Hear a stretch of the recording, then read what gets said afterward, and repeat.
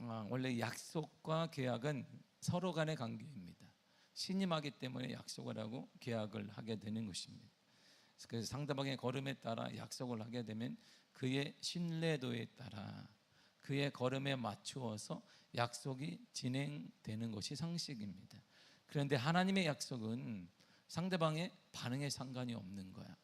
우리는 약속을 하나 하게 되면 그 사람의 신뢰도도 봐야 되고 그 사람이 어느 정도 했는가도 봐야 되고, 그것이 약속이 긴 것이라면 중간중간마다 체크를 해야 합니다. 그런데 하나님이 우리와 약속을 하나 하셨는데 그 약속은 우리의 반응이 상관이 없는 거예요. 실패하기도 하고 눕기도 하고 투정을 부리기도 하고 나는 잘못된 사인한 것 같다라고 얘기하기도 하는데 하나님의 약속은 그대로 지켜간단 말이에요. 물론 상대방의 저 모양이라면, 저 정도라면 그래 파기하자, 내가 손해나는 것도 아닌데 약속 그만하자 하면 되는데, 하나님은 인간의 반응에, 상대방의 반응에 상관없이 계속해서 이루어 가십니다. 창세기 1장 28절의 쉬운 성경을 한번 읽어보도록 하겠습니다. 시작.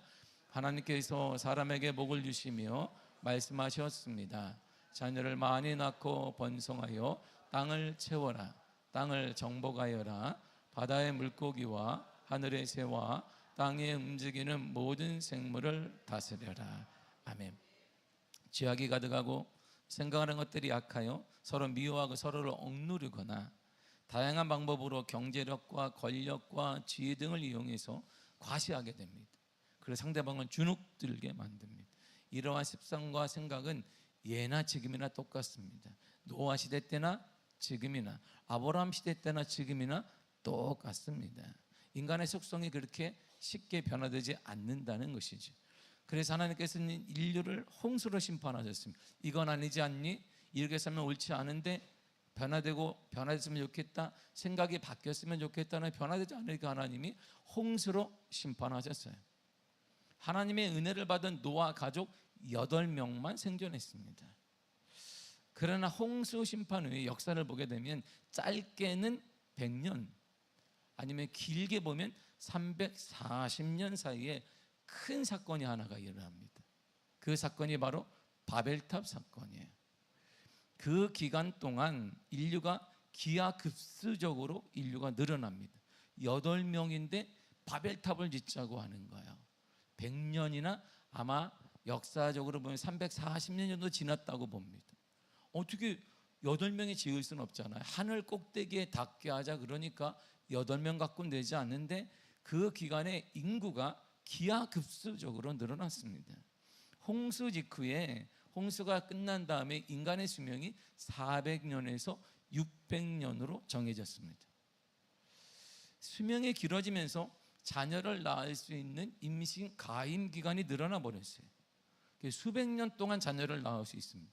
할아버지 할머니도 있고 부모도 있고 그리고 손주도 있고 증손주도 있는데 이들이 다 같이 아기를 낳을 수 있는 여건이 된 것입니다. 홍수 직후에 우리가 방주에서 딱 나온 사람이 8명이에요. 노아 부부와 세 아들 부부 8명이 딸랑 나오고 8명만 생존했습니다. 홍수 심판 이후 바벨론 사건까지의 기록을 우리가 100년으로 본 다음에 인구 성장률을 8.5% 많이 났으니까 본다 그러면 3만 명이 넘습니다. 그리고 만약에 다시 홍수 심판의 바벨탑 사건까지의 기간을 340년으로 잡는다면 인구 성장이 좀 낮더라도 2.5%만 잡아도 일단 3만 명이 넘어요. 그러니까 일반적으로 볼 때 바벨탑 사건을 일어날 때 인구는 전 세계 3만 명은 넘었다 이런 말이에요. 3만 명이 넘으니까 모여 우리 모여서 바벨탑, 이제 3만 명이면 하나님 필요 없는 거 아니야? 힘도 좀 있지 않나? 똑똑한 사람도 있고 3만 명 중에 똑똑한 사람, 노는 사람, 뭐 매미도 있고 배짱이도 있는 것처럼 다 모으니까 좀 괜찮은데, 기술자도 있고, 그래서 쌓기 시작한 것입니다. 이처럼 하나님은 죄에 대한 심판 속에서도 놀랍게 생육하고 번성하라는 축복을 계속 이뤄가시는 거예요. 분명 죄를 범해서 하나님이 심판을 당했지만 하나님의 약속은 창세기 28장 1장 28절에 있는 것처럼 땅에 생육하고 번성한 것이니까 계속 그 약속이 이루어져 갔습니다. 인간을 향한 하나님의 사랑은, 인간을 향한 하나님의 기다림이 이렇게 변화가 없다는 거예요. 그들의 죄악에 상관없이, 우리의 반응에 상관없이, 우리가 때로는 넘어지기도 하고 실수하기도 하고 미워하기도 하지만 우리를 향한 하나님의 사랑, 하나님의 반응은 변화가 없습니다. 그래서 그걸 은혜라고 하는 거예요. 그래서 하나님은 이런 사랑으로 품어서 인간을 다시 부흥하게 하셨습니다. 그런데 부흥하게 했으면 이제 그래, 하나님 우리에게 부흥을 주었구나, 잘 되게 하셨구나, 가정도 자녀도 아마 우리가 8명밖에 되지 않았는데 우리가 3만 명 가까이 되었을 때 하나님의 은혜구나라고 해야 되는데, 좀 인간의 내적인 게 다시 꿈틀꿈틀하기 시작하는 거예요. 인간의 죄성이 다시 조금씩 꿈틀꿈틀하면서 이런 일을 범했습니다. 창세기 11장 4절입니다. 시작. 성읍과 탑을 건설하여 그 탑 꼭대기를 하늘에 닿게 하여 우리 이름을 내고 온 지면에 흩어짐을 면하자. 아멘. 우리 이름을 내자라는 거예요. 우리 이름을 좀 이제 알리자. 인간은 더 이상 하나님의 영광 은혜에 살지 않겠다는 거예요. 하나님의 이름 필요 없는 거야. 이제 우리가 중요한 거야. 우리 이름을 내자. 더 이상 인간은 하나님의 뜻대로 살지 않겠다는 선포이며 선언입니다. 이제부터 인간 스스로를 자신들을 숭배하며 사는, 내 기술, 내 미모, 내가 가진 것, 나의 똑똑한 것, 내 학력, 내가 어쩌고 저쩌고, 내 키, 모든 것, 이렇게 외모, 성품, 이게 최고인 거야, 이게 최고인 거야 라고 자신을 높이기 시작했어요. 자신의 기분을 최우선으로 여기고, 자신의 편안함을 최우선으로 여기고, 자신의 기호를 최우선으로 여겼습니다. 자신들의 가진 것으로 변화도 가능하다고 생각했어요. 우리 가진 게 3만 명이면 얼마나 많이 가져서, 기술도 봐라, 다양한 기술과, 그리고 뭐 미운 사람도 있지만 잘생긴 사람, 큰 사람, 작은 사람 다 있으니 우리는 다 된 거야. 하나님이 그 뭐가 필요해? 이렇게까지 오게 된 것입니다. 그러면서 얘들은 정면도 하나님 말씀에 도전했습니다. 온 지면에 흩어짐을 면하자, 이렇게 얘기한 거예요. 원래 이 선언은 하나님의 뜻과는 전혀 상반된 것입니다. 하나님은 온 지면에 흩어짐을 면하라는 말을 한 적이 없어요. 하나님이 인간을 딱 만든 다음에 하나 만들었습니다. 아담 하나, 그리고 하와 하나 만들었습니다. 둘을 놓고 하나님이 명령하신 게 있어요. 니들 걱정하지 마라, 이렇게 말씀하셨어요. 창세기 1장 28절입니다. 시작. 하나님이 그들에게 복을 주시며 하나님이 그들에게 이르시되 생육하고 번성하여 땅에 충만하라. 아멘. 이처럼 인류는 온 지면에 흩어져야 합니다. 흩어져야 돼. 땅의 모든 땅에 충만하라고 했습니다. 그곳에서 번성하라는 거야. 그곳에서 가득해야 된다라고, 그걸 책임져 주겠다는 것입니다. 가면 번성할 거야. 너가 가면 번성한다, 잘 되어진다. 이게 하나님의 명령이, 하나님의 뜻입니다. 그런데 이들은 하나님의 뜻을 정면으로 거부합니다. 흩어지지 마라, 흩어지면 안 돼, 모여 흩어지지 말라고. 그리고는 벽돌과 역청 등을 만든 자신들의 힘과 기술을 자랑하기 시작합니다. 이게 우리의 안전한 거야. 하나님보다 안전한, 우리 기술 봐봐, 벽돌 어떻게 만들었겠니? 뛰어난 기술이 있지 않냐? 이야, 우리는 이런 기술도 있네? 지금의 벽돌 만들기 쉽지만 그 당시엔 처음 접한 거예요. 벽돌, 오이야, 벽돌도 만들어 집을 쌓기 시작했던 것입니다. 인간은 하나님의 약속대로 8명이었던 인류가 기하급수적으로 늘어나면서 다양한 일들을 하게 되었습니다.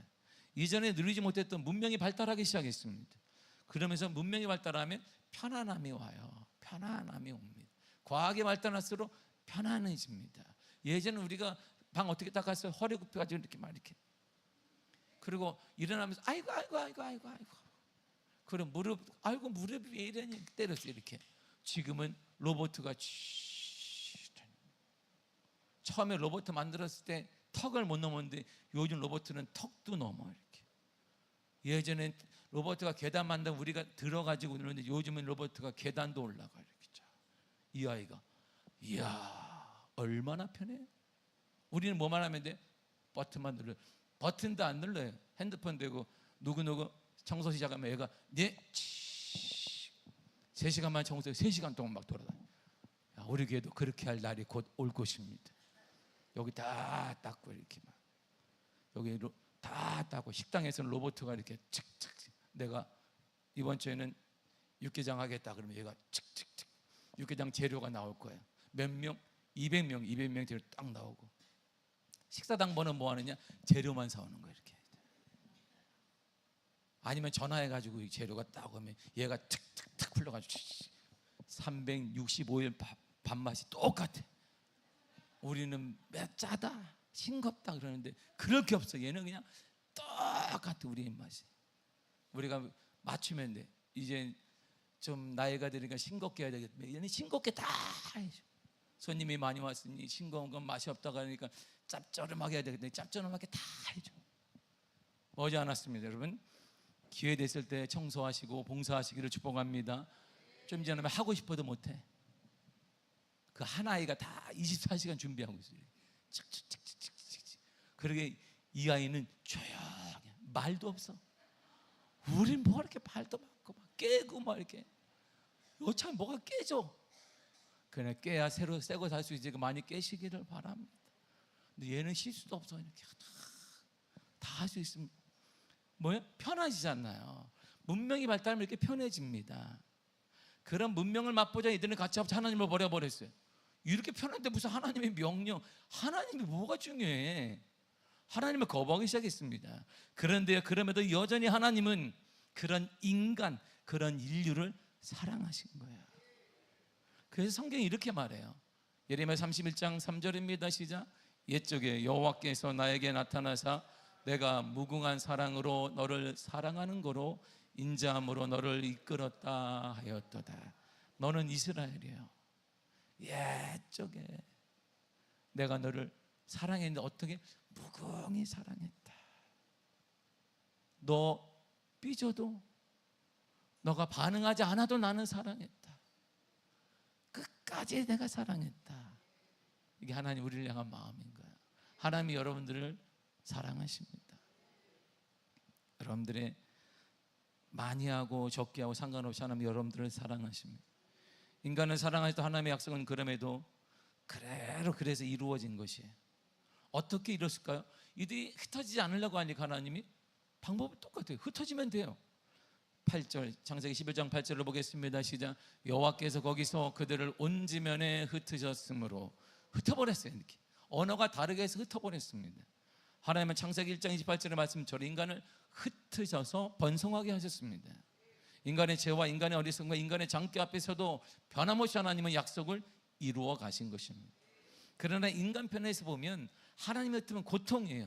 계획이 안 되는 거예요. 우리가 계획을 세웠는데 하나 되려고 세웠는데 우리가 흩어짐을 면하자는데 계획이 안 되는 거예요. 막히는 것입니다.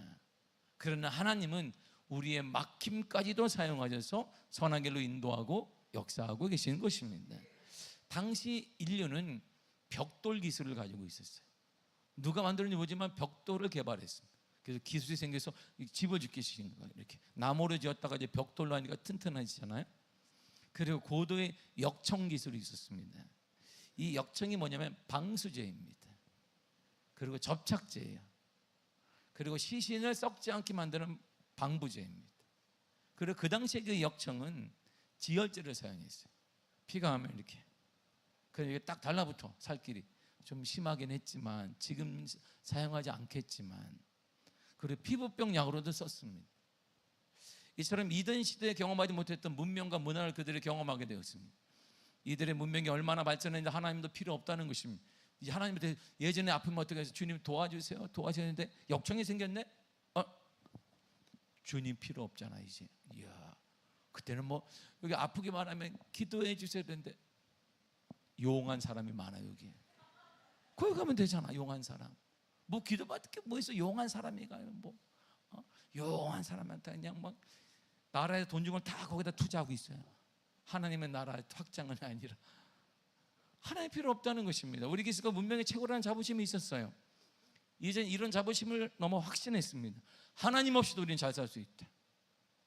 우리는 하나님 없는 것이 더 편하고 자유롭게 마음대로 할 수 있다라고 이들은 결론 맺었습니다. 인간을 다루시 하나님의 방법은 특별하지 않아요. 여러분 인간을 다루는 하나님의 방법은 쉽습니다. 자 보세요. 내가 이 기술 때문에 무엇 때문에 하나님을 떠나면 하나님은 단순하지. 그걸 뺏으면 돼. 무엇 때문에 내가 이것 때문에 난 이게 있으니까 괜찮아. 하나님 없어 할 수 있어. 그러면 하나님께 돌아오게 하는 법 하나님은 너무 단순해. 그걸 하나님이 뺏으면 돼. 무너지게 하면 돼 그냥. 그래서 아픈 거예요. 그래서 아픈 거예요 우리가. 인류가 그래서 아프고 믿음의 삶을 위해서 아픈 거예요. 왜? 그걸 빼앗으면 곧 회개하는 마음을 하나님께 돌아오니까. 하나님을 떠나게 하는 것을 없애면 돼요. 너무 쉽습니다. 서로 경쟁하듯 힘을 문명을 발전시키는 것에 인생의 목적을 두고 이들이 살았다면, 그래서 이것 때문에 하나님을 거부하고 하나님을 외면한다면 하나님이 이들이 가진 문명을 수고하면 되는 것이, 무너뜨리면 됩니다. 그래서 문명 기술을 자랑하던 이들을 그래서 하나님이 흩어버린 거예요. 서로 대화가 안 되게 했어요. 그래서 이들이 자랑하던 문명의 최대치를 상징하는 도시와 탑 건설이 딱 멈추게 된 것이. 창세기 11장 8절을 나가지 읽겠습니다. 시작. 여호와께서 거기서 그들을 온 지면에 흩으셨으므로 그들이 그 도시를 건설하기를 그쳤더라. 우리가 얼마나 문명이 발달한 줄 알아요? 길도 쫙쫙 내고, 이야, 그런데 하나님이 그걸 빼앗아 버렸어요. 문명을 빼앗아 버렸어요. 언어가 혼잡해지면서 각 민족은 서로 소통을 잃은 채 사방으로 흩어졌습니다. 이 과정에서 참된 신앙의 전수가 끊어지게 된 거예요.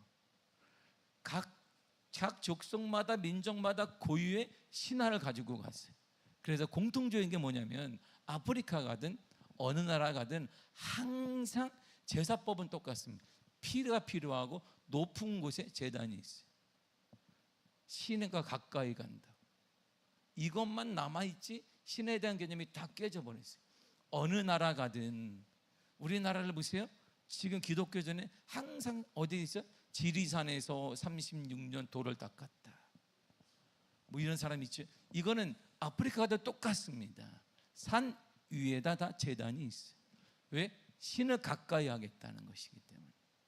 흔적만 남았지 신에 대한 모양이 다 없어져 버렸어요. 흔적만 남아있습니다. 그리고 모든 공통적인 게 뭐냐? 피를 다 필요로 한다는 거.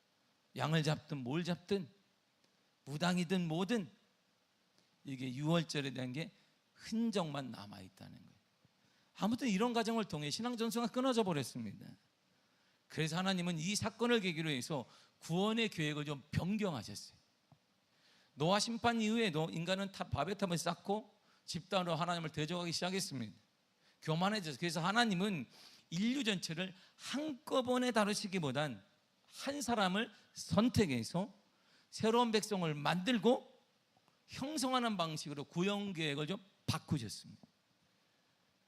그러나 하나님께 선택받은 그 한 사람은 자신의 복만 추구하는 것이 아니라 하나님께서 그 사람에게 복을 주실 뿐만 아니라 축복의 통로로 삼아서 다시 이 한 사람을 통해 구원의 백성을 늘리는 방법으로 바꿨어요. 그래서 성경이 바벨탑 사건을 통하여서 기점으로 해서 바뀝니다. 하나님의 구원 역사가 바뀌어요. 자, 근데 왜 아브라함이냐 이러고 있어요. 저도 마찬가지. 근데 왜 아브라함일까요? 이런 거예요. 사는 사람 많은데 아브라함 같은 사람이 없었을까? 그 당시에 왜 아브라함일까요? 이런 질문이. 왜 아브라함일까요? 노아에는 세 아들이 있었어요. 셈과 함과 야벳이 있었어요. 장손이 누구예요? 셈입니다. 노아의 영적 장자가 셋 중에 셈 족속이 있는데 이 셈 족속의 후예가 바로 아브라함이에요. 그 아브라함의 후손 중에 누가 나왔냐면 다윗이 나와요. 다윗 중에 누가 나오면 예수 그리스도가 나와요. 그래서 마태복음 1장 1절에 아브라함과 다윗의 자손 예수 그리스도의 계보라 이렇게 나와요. 예수님은 어느 족속이다? 셈 족속이에요. 셈 족속 유다 지파에 속한 분이 바로 예수 그리스도이십니다. 셈 족속이 계보예요. 셈은요, 홍수가 다 끝났잖아요. 홍수가 다 끝난 다음에 2년 후에 아들 아르박삭이라는 아들을 낳아요. 아르박삭은 35세에 셀라를 낳습니다. 셀라는 또 30세에 에벨을 하나만 아니 첫 아이만 얘기하는 걸 두루루 나요. 그걸 다 얘기하면 이름 얘기다 끝날 것 같아서 장손만 얘기하는 거예요. 에벨은 34세 벨렉을 낳습니다. 벨렉이 30세에 루를 낳는데 그 루가 바벨탑 사건 때 인물이에요. 그때 루가 32세에 수룩을 낳고 수룩은 30세에 여러분이 아는 나홀을 낳습니다. 나홀은 29세에 데라를 낳아요. 데라는 70세에 아브람을 낳습니다. 그리고 동생들을 낳아요. 나홀과 하란을 낳습니다. 그러니까 그는 샘족 속이에요. 가문을 보게 되면 아브라함이 살던 고향의 갈대아 우르는 고대 스메르 문화의 중심지입니다. 거기에 유명한 신이 하나 있어요. 그 당시 모든 사람이 섬기던 신이 난나라는 신이 있는데 거기 거대한 신전이 있습니다. 우상숭배의 본고지인 거예요. 성경은 아브라함의 아버지 데라를 포함한 조상들이 그곳에서 무엇을 했을까? 답을 줍니다. 거기서 이들이 이거 했어. 여호수아 24장 2절입니다. 시작. 여호수아가 모든 백성에게 이르되 이스라엘 하나님 여호와께서 이같이 말씀하시기를 옛적에 너희의 조상들 곧 아브라함의 아버지 나홀의 아버지 데라가 강 저쪽에 거주하여 다른 신들을 섬겼으나. 아멘. 그때 아브라함의 아버지 데라가 뭐 했냐면 우상 섬겼다 이런 것이죠. 그러고 살았어. 너의 조상이 그런 조상이야. 근데 너희가 믿음의 백성이 되었네 이런 말. 우리에게도 조상들 누구 때문에 아니에요. 그것 때문에 안 되는 게 아니다 이런 말이에요. 지역 때문에 아니다 이런 말이에요. 우리가 예수 그리스도를 믿음으로 예수 그리스도를 통해 회복되어지고 잘 되어지고 은혜 사람이 될 수 있다 이런 말이에요. 아브라함이 하나님을 만나기 전에 70세까지 고향의 주류 문화였던 우상 숭배 환경에 그는 직간접적으로 노출되며 평범한 인생을 살았습니다. 유대교 랍비 문서에 미드라시가 있습니다. 그리고 사회사본 중에 하나의 희년서 등이 있는데 거기에 아브라함 얘기가 나와요. 아브라함의 아버지 데라의 직업이 이렇게 나옵니다. 우상을 만들어 파는 장사, 즉 우상 제조업자였다 이렇게 나와요. 근거가 없지만 이렇게 나옵니다. 고고학적 발굴에 따르면 아브라함의 고향인 우르는 지금도 고고학 발견 사람이 깜짝 놀라요. 아니 그 당시에 우리 아브라함과 동시다음이 욥인데 거기에 법 체계가 있어요. 그리고 학교가 있습니다. 금융업이 발달해 있어요. 그 당시 거기에 아브라함이 살았어요. 우상도 번성하고 금융도 발달하고 많이 배운 사람도 있고, 그러니까 돈과 모든 걸 다 지었다. 지금으로 말하면 그래서 비유할 때 맨하탄과 상하이를 합친 도시다 이렇게 말하는 거예요. 돈과 권력을 다 가진 도시, 그게 갈대아 우르였습니다. 아브라함이 고향 하란을 떠날 때 이미 수많은 가축을 가지고 있었어요. 그리고 고용인도 있고 막대한 은금을 가지고 그는 거기 가나안으로 출발하게 되었습니다. 이 모든 것을 추론해 보았을 때 아브라함의 가문은 우르에서 단순한 노동자들이 아니었어요. 빈민이 아니었습니다. 평범한 사람들이 아니에요. 무역업이나 대규모 목축 또는 유통업을 통하여서 상당한 부를 축적한 도시 상류층 세력이었습니다. 엘리트. 정확히 말하면 아브라함은 금수저 집안이에요. 그렇다면 왜 우리 의문은 그거예요. 금수저 집안이라 아브라함을 선택했나 하나님은? 그럼 나는 참 그런데 하나님 왜 아브라함이었을까 이런 말이에요. 왜 아브라함이었을까? 당시 우리에는 아브라함 같은 상류층 가문들이 많습니다. 물질 도시에서 아브라함 같은 상류층 도시 사람 많아요. 어쩌면 아브라함보다 훌륭한 인격과 인품과 많이 배운 사람들이 많이 있었을 거예요. 그렇다면 하나님께서 변경하신 구원개혁의 한 사람이 왜 아브라함이었냔 말이에요. 왜 아브라함이었을까? 성경은요 아브라함을 선택한 이유를 정확하게 한 단어로, 이게 오늘 답이에요. 그래서 아브라함을 선택했구나. 성경이 이렇게 말해요. 느헤미야 9장 7절과 8절입니다. 시작. 주는 하나님 여호와시라. 옛적에 아브라함을 택하시고 갈대아 우르에서 인도하여 내시고 아브라함이라는 이름을 주시아. 멈춰. 아브라함을 옛적에 택했다. 누가? 하나님이 택했다. 어디에서? 갈대아 우르, 그의 고향에서, 문명 도시에서. 그리고 그를 인도하시고 너희 아브라함이야, 모든 민족의 아버지다 이름을 주었어요. 그인데 왜 택했을까요? 하니까 8절에 나와요. 8절을 보겠습니다. 시작. 그의 마음이 주 앞에서 충성됨을 보시고 그와 더불어 언약을 세우사. 저거 하나 때문에 선택받은 거예요. 많은 사람이 아브라함 같은 족속이 사람들이 많았을 거예요. 근데 그들은 하나님 앞에 충성됨이 없었어요. 아브라함 그 한 사람만 많은 사람 중에 하나님께 충성됨을 보였다, 이런 말. 이걸 보고 하나님이 많은 사람한테 너를 통해 역사를 주겠다는 거예요. 지금도 많은 사람들이 있습니다. 우리가 예배드리는 많은 사람들, 믿음의 사람이라는 많은 사람들, 믿음 없는 많은 사람들이 있습니다. 그 중에 하나님이 복의 근원으로, 복의 사람으로, 역사의 주인공으로, 형통한 사람으로, 은혜의 사람을 선택하는 기준은 딱 하나예요. 충성됨을 보시는 것입니다. 아브라함이 살던, 우리가 알다시피 충성이란 말이 뭐냐면 아만이라는 뜻이에요. 아만이니까 많이 들어본 것 같지 않아요? 우리 기도할 때 맨 끝에 뭐라 그래요? 아멘. 그거 원어예요. 거기다가 그게 원어예요. 나는 전적으로 하나님 말씀에 동의합니다, 이런 거예요. 하나님 말씀하시면 맞습니다, 이런 거예요. 이해 안 돼? 맞습니다. 무조건 하나님 말씀이니까 맞습니다. 이게 아만이에요. 그러니까 충성됨이 뭐냐? 믿는 거예요. 하나님을 그냥 하나님 말씀은 믿습니다. 시대에 뭐라 해도 나는 믿습니다. 다른 사람이 야 지금은 그런 시대, 나는 하나님 말씀을 믿습니다. 사업 그렇게 하는 거 아니야, 자녀 교육 그렇게 하는 거 아니야, 지금 아닙니다. 지금도 하나님의 말씀은 옳습니다. 이게 아만이 그랬단 말이에요. 아브라함 금수저예요. 돈도 많습니다. 많이 배웠습니다. 인간관계도 많습니다. 권력자들도 많이 알고 있습니다. 그런데 그게 아니에요. 그래서 사람들이 그랬을 거야. 야 하나님이 뭔데, 야 그걸 놔두고 거기 가냐, 얘가 상태가 안 좋았다. 그래도 나는 하나님을 믿습니다. 아멘 하는 거예요. 이게 아브라함만 있었다, 이런 말. 아브라함에게만. 충성됨의 더 깊은 뜻이 뭐냐? 단단히 박힌 못이에요. 딱 박혀가지고 이게 안 돼.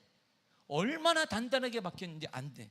하나님께 꽉 박혀가지고 세상 사람들이 막 찔러고 안 된다, 이런 말이에요. 이게 아브라함이 갖고 있었던 거야. 그래서 하나님은 아브라함을 선택한 거예요.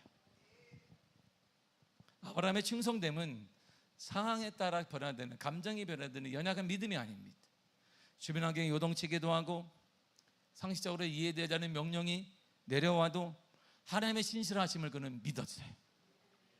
바위처럼 든든히 붙잡고 요동하지 않는 영적 견고함, 못을 딱 박는 것입니다.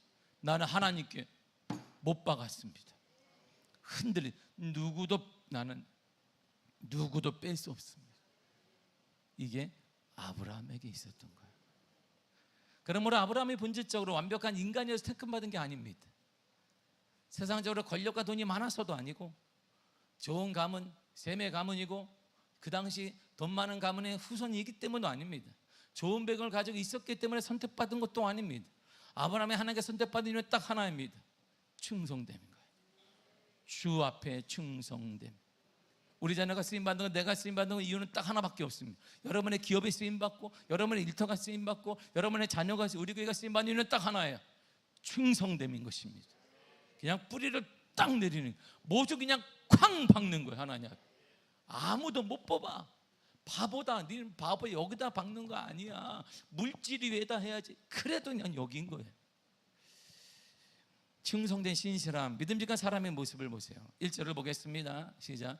여호와께서 아브라함에게 이르시되 너는 너의 고향과 친척과 아비 집을 떠나 내가 내게 보여줄 땅으로 가라. 아멘. 하나님의 명령은 아브라함은 단지 이사하라는 게 아니에요. 그냥 싫고 이사하라는 게 아닙니다. 지금까지 아브라함이 의지했던 모든 과거에 안주하게 만들었던 편안함의 공간, 고향, 친척, 아버지의 집을 떠나라는 것입니다. 지금까지 살았던 모든 안전장치를 다 없애라는 것이. 편안했지, 그거를 없애라는 거. 놓으면 불안한 거, 그걸 없애라, 이런 말이에요. 여러분 놓으면 불안한 게 있잖아요. 놓으면 불안한 게 있으면 그게 돈일 거예요. 그게 자녀이기도 할 거예요. 그게 무엇이, 그걸 놔라. 이게 하나님의 명령인 거예요. 잠시 이사가 떠오르는 게 아닙니다. 한 번도 가보거나 들어본 적도 없고 낯설고 비문명의 땅을 향해 오직 하나님만 믿고 가라는 것입니다. 내가 너 책임질게. 가자 이렇게 말씀하신 거예요. 오늘 아침에 제가 말씀드린 거, 아브라함은 금수저 집안입니다. 아버지로부터 평생 놀면서도 쓰지 못할 돈이 있어요. 일론 머스크가 이번에 스페이스X를 상장했는데 그거 딱 돈을 보니까 앞으로 하루에 140억을 100년 동안 써도 돈을 못 쓴다. 아, 주여. 할렐루야. 그러니까 하루마다 우리 한 열흘이면 강북구 사고, 한 달 모으면 서울 반 정도 사고, 강남은 한 1년 모으면 강남 다 사고, 우리나라는 10년만 모으면 대한민국을 사겠다. 그냥 야, 괜찮은데, 야, 인맥이 없네 나는, 일론 머스크. 그러나 나는 하나님이 계시다. 하나님이 계시다. 금수저예요. 아브라함이 그랬어. 아버지가 하도 모아놔서 그럼 평생 놀아도 괜찮아요. 놀아도 괜찮아요. 자자손손까지 놀아도 살면 돼요. 그런 부를 물려받았습니다. 그에 따른 명예도 받았을 거예요. 근데 미래가 보장되지도 않고 현재 누리고 있는 모든 것을 포기해야 될지도 모르는데 하나님이 가라는 거예요. 그 소리에 아브라함이 반응을 보세요. 그렇게 미친 사람이라고 그러죠. 4절을 보겠습니다. 시작. 이에 아브라함이 여호와의 말씀을 따라갔어. 현재 모든 기득권을 포기했습니다. 그렇다고 미래에 대한 청사진을 본 것도 아니에요. 야, 너 따라가면 말이야, 하나님이 이렇게 넌 미래가 밝아, 이렇게 본 것도 아니에요. 많은 사람들이 격려하면 괜찮아, 야, 하나님 따라가면 야, 그런 일이 있대. 그렇게 말할 사람이 아무도 없어요. 왜? 그건 우상도시기 때문에. 그런데 따라갔습니다. 훈수 들어주는 사람도 없는데 따라갔어요. 그러니까 모든 사람들이 미쳤다고 그랬어요. 예, 하나님도 모르는데 어떤 신인지 미쳤구나. 그럼에도 그는 하나님의 말씀을 따라갔습니다. 하나님의 말씀에 전적으로 순종했습니다. 바로 이 행동, 이 결단이 충성된 자의 모습인 거예요. 이것이 충성됨이고 신실한 믿음직함입니다. 하나님을 믿고 결단하고 행동하는 것입니다.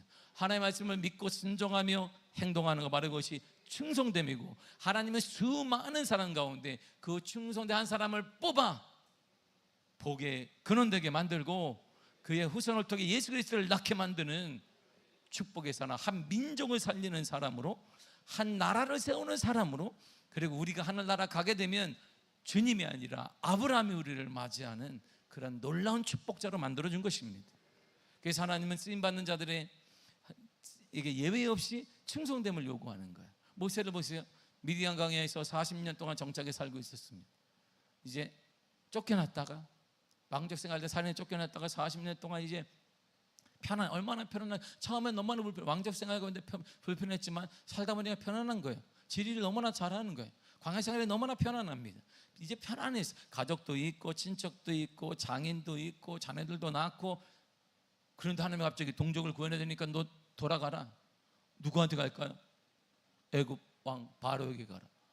말했다가는 목숨이 나갈지 모르는데, 그럼에도 불구하고 그는 하나님의 말씀을 믿고 행동했습니다. 모세라는 거대한 산이 사라진 절망의 상황에 모세의 시종이었던 여호수아가 있습니다. 한 번도 가보지 않은 가나안 땅을 향해 하나님이 좌로나 우로나 치우치지 말고 오직 율법에 순종하며 나아가라, 이 한마디 딱 듣고 예, 그는 순종하며 나아갔습니다. 사르밧 가부는 가뭄으로 마지막 남은 가루와 기름으로 아들과 함께 음식을 먹고 죽어야 되겠다고 생각했습니다. 그때 엘리야가 나타나서 참 어이가 없이 그거 놔주고 나한테 달라고 그래요. 아니, 아들하고 마지막으로 먹고 죽으려고 그러는데 그걸 또 뺏어 먹는 선지자가 나타난 거예요. 그거 네 둘이 먹지 말고 나한테 갖고 와라. 아마 엄마 입장에 속이 뒤집어졌을 거예요. 하나님의 종이 되면서 와, 마지막 음식을 자기 달라네. 자신의 가장 생명줄과 같은 걸 놓고 하나님의 말씀 먼저 순종하는 사르밧 가부를 통해 하나님의 은혜가 그 가정과 가문에 나타나게 된 것을 우리는 보게 됩니다. 베드로, 안드레, 야고보, 요한은 예수님이 나를 따라오라, 이 한마디에 보장된 것이 아무것도 없어요. 주님이 약속한 것이 너 따라오면 네가 길이 열려지게 되고 형통하게 되고 복을 받게 되고 뭐 찬란하게 되고 자자손손, 이런 말이 없습니다. 딱 한마디, 나를 따라오라. 이 한마디에 생업인 그물을 놓고 배를 놓고 심지어 가족도 놓고 아버지의 직시 버려두고 쫓았다라고 성경은 말해주고 있습니다. 마태복음 4장 22절입니다. 시작. 그들이 곧 배와 아버지를 버려두고 예수를 따르니라. 아멘. 예수님은 아브라함의 요구하셨던 것처럼 주님보다 더 사랑하는 안전장치들을 내려놓을 준비가 된 자를 선택하시는 거예요. 정말 그게 내 평생에 안전장치가 있어요. 그걸 내려놓을 수 있을 때 그 사람을 통해 역사가 나타나고, 그 사람을 통해 가정이 세워지고, 그 사람을 통해 하나님의 기적이 나타나게 되는 것입니다. 그래서 하나님이 이렇게 말씀하셨어요. 주님이 마태복음 10장 37절입니다. 시작. 아버지나 어머니를 나보다 더 사랑하는 자는 내게 합당하지 아니하고, 아들이나 딸을 나보다 더 사랑하는 자도 내게 합당하지 아니하며. 아멘. 아브라함의 면차는 충성됨을 보세요. 하나님께서 100세에 독자 이삭을 주었어요. 맞다. 이야, 이제는 끝났다고 했는데 하나님이 100세에 독자를 이삭을 주었습니다. 그런데 하나님이 갑자기 번제로 바치라. 번제는 각을 뜨는 것입니다. 각을 다 뜨는 거. 안에 내장을 싹 긁어내서 태우러 드리는 거예요. 아들을 그렇게 드리라는 거예요. 그랬더니 아무것도 묻지 않았어. 아들을 데리고 산에 올라갔습니다. 그는 바로 행동에 옮겼습니다. 하나님에 대한 신실함이 있었기 때문에 주신 자도 하나님이라면 취하신 자도 하나님일 것이다. 하나님을 이해할 수는 없지만 우리는 하나님께 순종할 수는 있습니다. 이 환경을 우리는 이해는 안 되지만 우리가 할 수 있는 건 순종할 수는 있어요. 이런 태도가 있었어요. 그래서 이렇게 행동한 거야. 히브리 11장 17절입니다. 시작. 아브라함은 시험을 받을 때 믿음으로 이삭을 드렸으니 그의 약속들을 받은 자로 돼 그 외아들을 드렸느니라. 아멘. 믿음으로 그냥 드렸어요. 보장받은 게 아무것도 없어요. 이처럼 아브라함의 충성됨은 행동으로 증명됐습니다. 충성은 행동으로 증명되는 것입니다. 아브라함의 충성됨은 삶의 행동으로 증명된 믿음을 말합니다. 그래서 아브라함은 75세에 고향 갈 때 우리를 떠나 숨을 거두는 순간까지 나그네로 살면서도 하나님의 약속을 절대 의심하지 않았습니다. 가장 소중한 이삭까지 내어놓는 행동을 통해 자신의 충성됨이 가짜가 아님을 주님 앞에 증명해 보인 거예요. 주님, 제 신앙은 가짜가 아닙니다. 주님보다 더 사랑하는 것이 없습니다. 그런 자를 하나님이 쓰시는 거예요.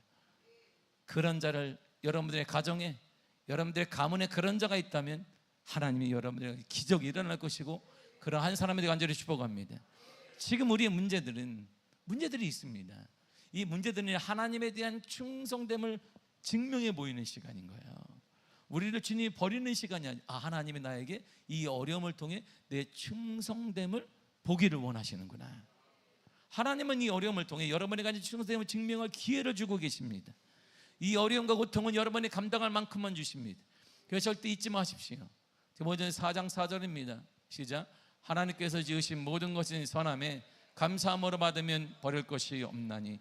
아멘. 하나님의 모든 것은 선한 것입니다. 그것도 선한 것입니다. 하나님과 고통과 눈물과 아픔은 내가 하나님의 충성됨을 보여드리는 시간이고 증거, 기회일 뿐이지 선한 거예요. 절대 선한 것입니다. 그래서 성경은 이렇게 말해요. 로마서 8장 28절에 쉬운 성경을 읽겠습니다. 시작. 우리는 하나님께서 모든 일을 하나님을 사랑하는 사람, 즉 하나님의 목적을 위해 부름을 입은 사람들의 선을 위하여 하신다는 것을 알고 있습니다. 아멘. 하나님은 모든 일을 선을 위해서만 하세요. 모든, 우리가 좋은 일도 있고 나쁜 일도 있고 눈물 흘리는 일도 있고 기쁜 일도 웃을 일도 많지만 이 모든 일을 무엇을 위해? 선을 위해서 만들어 주신 것입니다. 그리고 마침내 하나님은 충성된 자에게 이런 삶을 보장해 주었습니다. 본문의 2절 읽겠습니다. 시작. 내가 너로 큰 민족을 이루고 내게 복을 주어 내 이름을 창대하게 하리니 너는 복이 될지라. 아멘. 복이 된다는 말이 뭘까요? 복이 된다는 말이 뭐예요? 복이 되네, 복이 돼. 복이 된다는 정확한 뜻은 이거예요. 3절에 해석해 놓았습니다. 시작. 너를 축복하는 자에게는 내가 복을 내리고 너를 저주하는 자에게는 내가 저주하리니 땅의 모든 족속이 너로 말미암아 복을 얻을 것이라 하신지라. 아멘. 이 말은요, 고대 근동의 풍습을 좀 알아야 돼. 고대 근동이 그 당시에는 두 나라가 혈맹을 맺게 돼. 이렇게 동맹을 맺게 되면 이 뜻이 뭐냐면 이제부터 너의 친구는 내 친구야, 그리고 너의 대적은 내 대적이야. 이게 동맹을 맺는 거야. 자, 너를 축복하는 자에게 내가 복을 내리고 너를 저주하는 자에게 내가 저주한다는 이런 뜻입니다. 그러니까 하나님은 아브라함의 적은 내 적이야. 아브라함의 너 친구는 내 친구야. 이렇게 말씀하지. 이게 복이 된다는 뜻입니다. 하나님은 아브라함의 보호자가 되셔서 그의 인생에 전적으로 개입하겠다는 거예요. 이제 널 홀로 두지 않아. 내가 개입하는데 그 어려움, 너에게 준 어려움 그건 내 거야. 너의 적은 내 대적이고 너의 친구는 나도 친구야. 이렇게 말씀하시는 것입니다. 아브라함이 가나안 땅과 애굽을 지날 때 그를 헤아려 했던 애굽 왕 바로나 그라랑 아비멜렉이 있습니다. 근데 하나님이 딱 했더니 그에게 경고를 줘요. 그들에게 계속. 왜 경고를 줄까요? 그거 아브라함 내 친구야. 너희가 아브라함과 등지면 나도 너 등진다. 이 경고 때문에 그들이 딱 손을 놔요. 아브라함의 손대려고 했던 그들이 손을 놓습니다. 아브라함이 군대도 없습니다. 큰 민족도 아닌데 이들이 건드리지도 않아요. 그리고 엄청난 재앙을 그들이 받게 됩니다. 아브라함을 건드리는 것은 곧 하나님을 건드린 것 같다는 것입니다. 여러분, 이게 복이 되는 거예요. 나를 힘들게 만드는 것은 하나님을 힘들게 만드는 것이. 우리 가정을 힘들게 만들지 않으실 거예요. 그러니까 하나님 우리 가정을 다시 세워 주실 거예요. 여러분의 자녀를 세워 주실 것입니다. 이게 복이 되는 거예요. 복이. 이제 하나님은 아브라함의 편이 되십니다. 하나님은 내 편이에요. 할렐루야. 이야, 너무 멋있잖아요. 하나님은 내 편이에요. 하나님은 내 편. 하나님은 여러분들 편입니다. 그리고 더 나아가서 땅의 모든 족속이 너로 말미암아 복을 얻을 것이다 라고 말씀하셨어요. 너로 말미암아, 아브라함으로 말미암아, 이런 뜻은 하나님과 한편이 되신 하나님으로 말미암아, 이런 뜻이에요. 그러므로 세상 모든 민족이 복을 받느냐 저주를 받느냐의 기준은 아브라함과 그가 믿는 하나님을 어떻게 대하는가에 달려있다, 이런 말입니다. 그러므로 아브라함과 그 자손을 환대하고 축복하는 자는 하나님께 복을 받을 것이고 그들을 제적하는 심판을 받게 될 것입니다. 이것이 충성된 자에게 주시는 하나님이 복이 되는 축복이 되는 것이에요. 그래서 주님 우리에게 이렇게 약속하셨습니다. 출애굽기 14장 14절입니다. 시작. 여호와께서 너희를 위하여 싸우시리니 너희는 가만히 있을지니라. 아멘. 이스라엘아, 가만히 있어. 그 내가 싸운다. 너 대적은 내 대적이니까 너희는 가만히 있어. 이렇게 말씀하시는 거예요. 그 문제 하나님이 하실 거예요. 믿음으로 가만히 계세요. 승질 내지 말고 원망하지 말고 비판하지 말고 하나님이 다 아시고 처리해 주실 것입니다. 역대하 20장 15절도 이렇게 말해주고 있습니다. 시작. 너희는 이 큰 무리로 말미암아 두려워하거나 놀라지 말라. 이 전쟁은 너희에게 속한 것이 아니요 하나님께 속한 것이니라. 아멘. 빨간 것만 읽겠습니다. 시작. 여러분의 힘든 거 그거 하나님께 속한 거예요. 하나님의 해결해 주실 것입니다. 하나님의 해결해 주실 거예요. 보세요. 아비멜렉은 블레셋 지역의 가장 강력한 그랄 왕입니다. 아비멜렉이. 그리고 그의 최고의 군대 장관이 비골이라는 사람이에요. 반면에 아브라함은 나라도 없고 군사도 없어요. 그냥 이주민. 까기 그랄 땅, 이란, 이라크 정도 되는 데서 지금으로 이주가 있어요. 나그네란 말이에요. 그러니까 그라랑이 딱 볼 때는 이거 뭐 몇 명 되지도 않고 이거 니들 저게 근데 계속 부자가 되네. 뭐야? 저걸 싹 갖고 오면 유익이 되겠다라고 생각을 했습니다. 군사력과 권력을 다 쥐고 있어요. 이방의 최고의 통치자가 바로 아비멜렉이고 그의 군대 장관이 바로 비골입니다. 보잘것없는 이집인 아브라함을 직접 찾아와 근데 고개를 딱 숙이더니 아브라함아, 우리 평화 조약을 맺으면 안 될까? 이렇게 얘기하는 거예요. 원래 이건 누가 하는 거예요? 아브라함이 가서 무릎을 꿇고 왕이여, 내가 저기 이란 땅에서 왔는데 이라크에서 왔는데 가정에 아무것도 없어 나 좀 살려주시옵소서. 그래야 되는데 이 누추한 아브라함에게 그랄 왕 아비멜렉이 와서 또 군대 장관까지 데리고 왔네. 우리랑 평화 조약을 맺죠. 약한 사람이 얘기해야 되는데 이렇게 제안을 하는 거예요. 왜 이럴까? 왜 평화 조약을 맺으려 할까요? 이것 때문이었어요. 창세기 21장 22절입니다. 시작. 그때 아비멜렉과 그 군대 장관 비골이 아브라함에게 말하여 이르되 내가 무슨 일을 하든지 하나님이 너와 함께 계시도다. 누가 무서운 거예요? 하나님이 무서운 거예요. 너랑 함께한 하나님을 내가 봤다. 우리랑 평화조약 맺자. 아브라함에게 아무것도 없어요. 누추한 사람입니다. 군사도 없습니다. 우리도 아무것도 없습니다. 우리가 권력자들은 뭐가 있겠어요? 우리가 아무것도 없습니다. 부족한 것뿐입니다. 남들처럼 교육 자녀들에게 막 해주고 싶은데 그것도 없습니다. 좋은 집 살고 싶은데 그런 형편도 되지 않습니다. 미래가 어떻게 될지도 모릅니다. 우리는 연약한 곳에 살고 있습니다. 그런데 세상이 떠는 거예요. 그 이유는 딱 하나예요. 하나님이 너와 함께 하시는구나. 하나님이 우리와 함께하면 달라진다, 이런 말이에요. 하나님이 여러분과 함께하면 인생이 달라지는 거예요. 세상에 권력자가 믿음의 사람을 두려워하는 반전의 역사가 일어났습니다. 지금도 그럴까요? 지금도 충분히 가능합니다. 하나님의 예나 지금이나 영원토록 변화없기 때문에 지금도 가능합니다. 하나님의 영적 법칙이 하나님의 충성된 자를 택하십니다. 택하신 자를 복이 되게 하십니다. 택하신 자의 대적이 하나님의 대적이 되어지고, 택하신 자를 축복하는 자를 하나님이 축복하십니다. 그리고 택하신 자의 문제를 당신의 문제로 받아들이십니다. 그래 택하신 자를 항상 끝까지 이렇게 돌봐주시는 거야. 이사야 46장 4절입니다. 시작. 너희가 노년에 이르기까지 내가 그리하겠고 백발이 되기까지 내가 너희를 품을 것이라. 내가 지었은즉 내가 업을 것이요 내가 품고 구하여 내리라. 아멘. 내가 너희를 품을 것이다. 삶에 다하기까지 품어줄 것이다. 이사야 시편 48편 14절입니다. 시작. 하나님은 영원히 우리 하나님이시니 그가 우리를 죽을 때까지 인도하시리로다.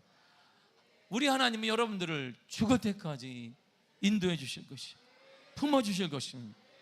여러분의 그 문제를 당신의 문제로 해결하여 주실 것입니다. 하나님은 이렇게 또 약속하셨어요. 지키시는, 어떻게 지키느냐? 시편 91편 11절과 12절입니다. 시작. 그가 너를 위하여 그의 천사들을 명령하사 내 모든 길에서 너를 지키게 하심이라. 그들이 그들의 손으로 너를 붙들어 발이 돌에 부딪히지 아니하게 하리로다. 아멘. 보세요. 내 모든 길에서 우리를 지켜주신다는 거예요. 그 문제, 저 문제, 각종 다양한 문제 가운데 하나님이 우리를 지켜주실 것입니다. 발에 걸리지 않게 만들 거예요. 많은 물질의 문제도 있고 험난한 많은 문제, 그 자녀들의 모든 문제, 감정의 문제 다 있는데 거기에 넘어지지 않도록 허락하여 주신다, 이런 말입니다. 그러므로 충성된 사람이 우리 다 같이 되어봅시다. 자신의 이득을 내려놓고, 이해득실을 내려놓고 말씀을 따라 살아봅시다. 말씀을 선택하십시오. 때로는 손해가 날 것 같고 이성적으로 도저히 이해가 되지 않는다 하더라도 하나님의 말씀을 믿음으로 선택하시기를 바랍니다. 그리고 도저히 안 되는 그거 사랑하고 용서하고 여러분 그에 감당해 보시기를 바랍니다. 하나님이 여러분을 안아주시고 함께하여 주실 것입니다. 그런 놀라운 은혜가 여러분들의 삶에 임하게 되길 간절히 축복합니다. 기도하겠습니다.